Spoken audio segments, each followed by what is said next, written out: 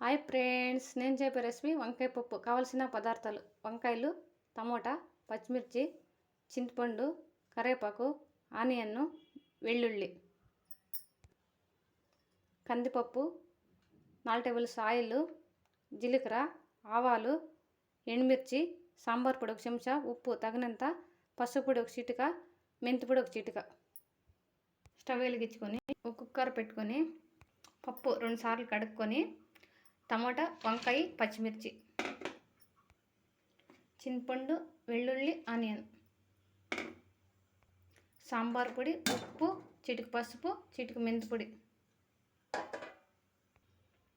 1/2 litre water, 2 విజిల్లు పెట్టుకున్నాం. పప్పు బాగా మెత్తగా ఉడికిపోయింది. పప్పు గుత్త నలుపుకున్నాం.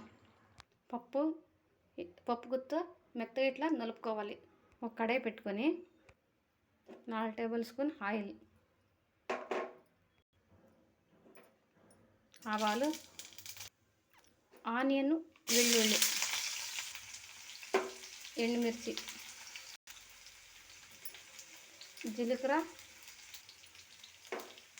కరివేపాకు 2 నిమిషాలు ఫ్రై చేసుకున్నాం.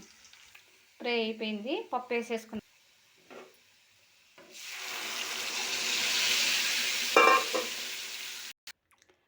వంకాయ పప్పు తయారైపోయింది. చాలా బాగుంటుంది. ఒక్కసారి మీరు ట్రై చేయండి. లైక్ చేయండి, షేర్ చేయండి, సబ్స్క్రైబ్ చేసుకోండి.